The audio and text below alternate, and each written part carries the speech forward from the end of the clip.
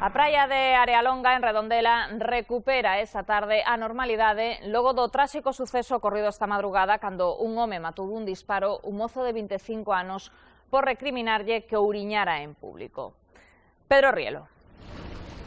Sí, paseniñamente, Irene, esta praia de Arealonga en Chapela vai recuperando a normalidade, unha praia moi familiar, aínda hai persoas, 23 graus, disfrutando dun día de praia, e unhas horas vivíase unha situación tráxica, eran contra 6 menos cuarto da madrugada, un mozo de 25 anos cun amigo, volvían xa para a súa casa, reprocháronlle a un home que estaba tendo unha actitude incívica, estaba ouriñando dende unha varanda contra o areal, onde ademais había un grupo de mozas. Ese home, sen espetar palabra algunha, comezou a disparar cun revólver.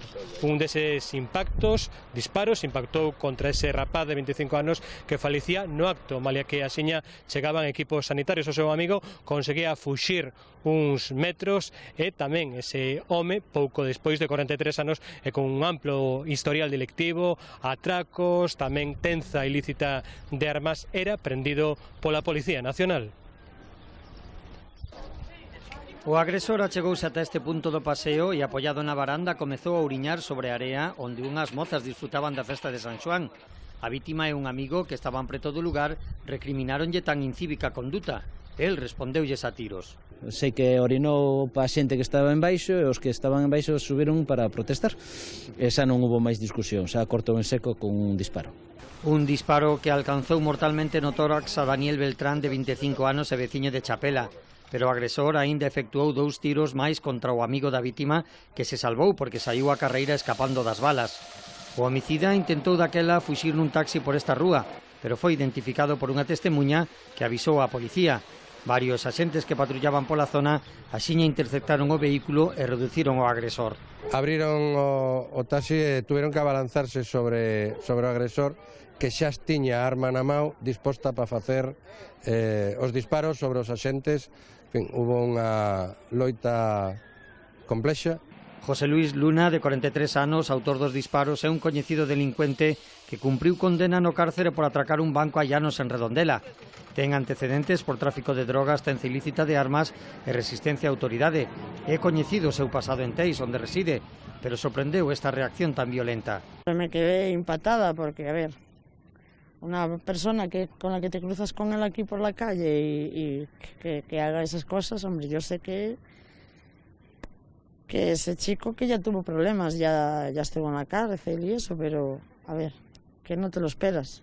O detido permanece na comisaría de Policía de Vigo á espera de que o xuíz de Redondela lle tome declaración.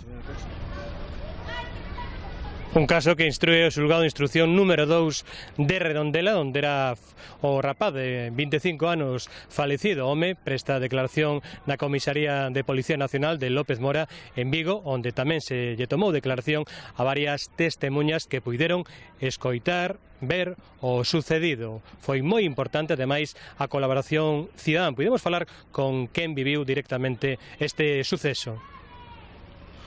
Era o final da festa de San Xoán e non quedaban moitas persoas na praia, pero si foron varias as testemuñas do suceso.